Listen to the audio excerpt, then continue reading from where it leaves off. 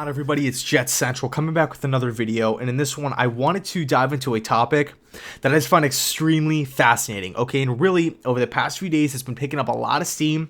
It's the possibility of the Arizona Cardinals going out and selecting Oklahoma quarterback Kyler Murray with the #1 overall pick, and on top of that, moving on from last year's 10th overall pick, Josh Rosen. Now, granted, I'm not 50, 60, 70 years old, but as far as my NFL knowledge goes, I can't remember a time in NFL history where a team goes out and picks a quarterback in the top 10 one year, then the following season gives up on that rookie quarterback, that former top 10 pick, and picks another quarterback in the top 10. Granted, it might have happened. I don't know. I haven't been around a long time, but point is that it's a rare occurrence, right? I feel like I'm living in like the upside down or like a bizarro land, because this is like Madden, right? Or like a fantasy football thing. It's just weird, right? It's just a weird overall scenario. When you take a step back and look at it, the Arizona Cardinals franchise right now, they're currently venturing out into uncharted waters, right? This is weird. I've never remembered storylines, rumors like this, where a quarterback, they pick a top 10 quarterback one year, let alone trading up for it, right? Giving away assets to go up and pick a quarterback, then the following year giving up on him already, and knowing that they're horrible, like they're not a good team. There's so many holes on this team. So when you get down to brass tacks, I really feel like there's two possible scenarios currently unfolding before the fans' eyes. Scenario number one: the Cardinals are outsmarting everybody. They sat Josh Rosen behind closed doors and told him, look, you're the franchise quarterback. We have self-awareness here. We know that the offensive line play was abysmal. We know that we don't have any wide receiver depth. We know that your head coach was bad in Steve Wilks. We know that you got put through the ringer, just getting sacked. The defense was okay, and overall the Cardinals do have some nice pieces, right? Patrick Peterson, Budda Baker, David Johnson, Larry Fitz, Christian Kirk, just to name a few. But overall, the Cardinals are not that good of a team. The Cardinals could be sitting there saying to themselves, hey, look, we know we're not a good team. We have tons of holes to fill. Let's try to create a level of interest. Let's try to create some intrigue with this #1 overall pick. Let's hype Kyler Murray up. Let's get possibly a trade back scenario, going on here. Trade back, acquire some more picks to help fill out this roster. And they're not as dumb as everybody's kind of labeling them to be. I'm looking at this Cardinals team right now, and that very well could be happening. They could just be outsmarting the fans. It could be outsmarting the media, and they're just baiting everybody to think, to think that Kyler Murray is just some amazing quarterback, and to try to get somebody to trade up, like the Giants, like the Jags, like the Redskins, like the Dolphins, right? Just one of those teams, possibly the Bengals, that need a quarterback to try to trade back with those teams, right? And then point number two. Okay, and it pains me to say, because I want there to be a method to the madness here. I want there to be, because I like the Cardinals, and this is my favorite team inside the NFC West. They don't have a lot of fans, but the fans that they do have, they love their team, and they have a great fan base over there in Arizona. I want them to succeed. I love Josh Rosen. I love some of their players, and it pains me to bring up this scenario here. But scenario number two. They have absolutely no idea what they're doing. Okay, it seems to me like they're just throwing stuff against the wall, and they're hoping that something sticks. Okay, when you look at the track record, when you look at the recent history over the course of one season, mind you, the moves don't make any sense. The dots aren't connecting. Whether you're hiring Steve Wilks, then firing him after one season, hiring Mike McCoy, firing him midway through the year, signing Sam Bradford to a 1 year, $20 million, then up and releasing him halfway through the season. Granted, yes, he was hurt, but you didn't have to go out and release him. I mean, I understand if the Cardinals were in cap hell, or you were trading for like a Khalil Mack or something crazy, right? A mega deal was going on, but you just up and released Bradford. He was helping Josh Rosen out, right, throughout the course of the season. Rosen wasn't ready to play. So it brings me to another point. They threw Rosen out to the Wolves, right?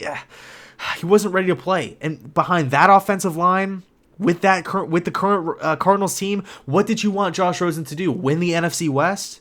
Go out and dominate the LA Rams and dominate the Seattle Seahawks, who had a surprise season inside the NFC, a much better conference than the AFC? What were you expecting the result of the Cardinals to be with making Josh Rosen the starter? Makes no sense. Not only did they just, start Rosen prematurely, and you picked him as a top 10 quarterback, but you traded up assets to go and get Josh Rosen. Now we're seeing these rumors that you want to get rid of him. So you basically just wasted all the picks that you got up to move, or that you traded away to get up to spot number 10. Like, what are you doing, Arizona? Steve Keim, like, come on. Like, can we have some sort of explanation here? Do we have a roadmap? Something? It just feels like these are all random moves that the Cardinals franchise they're just hoping it works, right?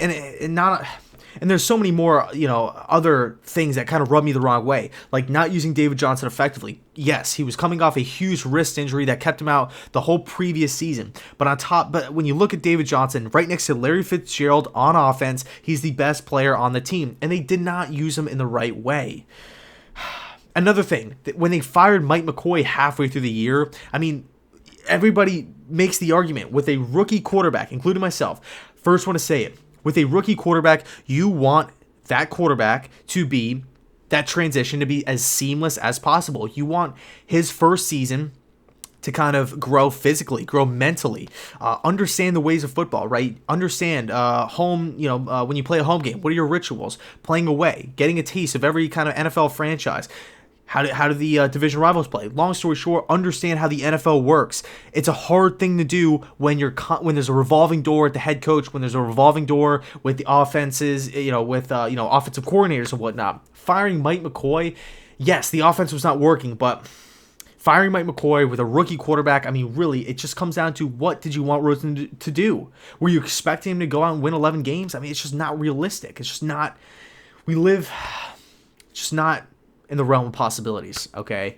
And then promoting Byron Leftwich, a guy who I really, really like, to offensive coordinator, right? Leftwich is a guy who's an innovative offensive mind, just accepted the job over there in Tampa Bay as offensive coordinator. Pumped up to see what he's going to do. But look, face it was his first rodeo too, calling plays. It's not even his offense, right? He was forced to run Mike McCoy's offense because realistically, you don't change an NFL offense halfway through the season. It's just not how we do things.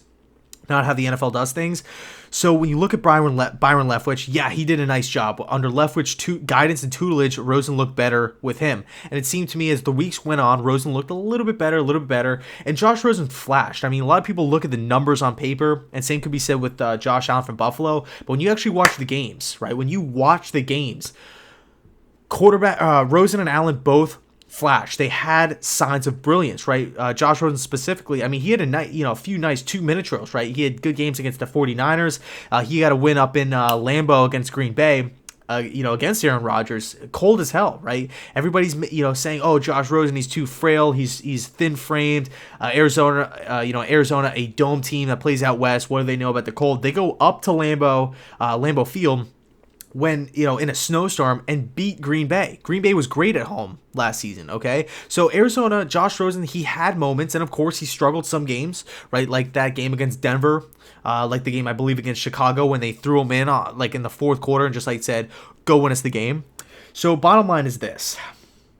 What do you expect this Arizona Cardinals team to do? You have to have a little bit of self-awareness, and no, we don't have that much depth at wide receiver. We did not use David Johnson effectively. We had a rookie quarterback last season with no help, whether it's through personnel, no help through coaching. Steve Wilks, one and done. Mike McCoy, a half a year and done, right? The offensive line play was completely abysmal. The defense is okay. But granted, in the NFC West, that's a division. And the San Francisco 49ers, yeah, they finished as the second worst team in the league record-wise, but they fought tooth and nail every game, and they have some players, on that team as well. So really, if you're the Arizona Cardinals, you have to have some self-awareness. And kind of piggybacking off that point, I really feel like at this point in time in the Cardinals franchise, they're at a low point. They have low self-esteem, and they threw the franchise. They tossed the keys to Kliff Kingsbury, and they said, hey, look, please turn us around. Please lead us to the promised land. And look, there's a very good chance that he could want Kyler Murray, because he is a better fit for Kliff Kingsbury's Texas Tech offense. One quick point out I also want to make. Kliff Kingsbury is an innovative offensive mind. Okay, why are people keep on... There's this rumor that's being thrown around that Kingsbury is a one-trick pony, and he has no idea about football, and the only thing that he knows how to do is run his college offense where he throws 70 to 80 times a game. The word innovative means that he knows how to put players on his team in good positions to have success, right? He just makes no sense. There's no rule. There's no NFL law saying that Kingsbury has to run his Texas Tech offense. This guy's an innovative mind. I think Kingsbury's kind of getting a little disrespected in the sense that people are just labeling him as some college coach that has no idea the ways of the NFL. I mean, he knows offensive football. And granted, during his tenure at Texas Tech, that air raid system, it did some damage, right? He was putting up great numbers against, some good defenses in the Big 12. I know people hate on the Big 12, but teams like Oklahoma and TCU have really complex defense, right? Some pretty solid defense, especially TCU, the 3-3-5 under Gary Patterson. Long story short, he's worked really well with quarterbacks that have made it to the NFL. Guys like Baker Mayfield, Patrick Mahomes, Davis Webb, Case Keenum, Johnny Manziel. I mean, all those quarterbacks made it to the league, got some playing time in the league. Patrick Mahomes, MVP. Baker Mayfield looks like a beast. So all in all, Kliff Kingsbury knows how to work with quarterbacks. He knows how to work with quarterbacks. Davis Webb is a pure pocket passer. He has no athleticism at all. Davis Webb had a pretty solid track record under Kingsbury, right? Throughout the time, right? In that air raid system. You don't have to be a dual threat quarterback to work in that system. And like I said, there's no law saying that Kingsbury has to run his air raid system exactly how it was at Texas Tech. He could come in there and run the triple option. He could run the power eye. He could run the West Coast. He could do whatever he wants. It's his franchise. He's the head coach. It's his first crack at it. He could do whatever he wants. So I think people are, like I said, labeling Kliff Kingsbury as some guy that just has no idea about anything outside of a spread offense.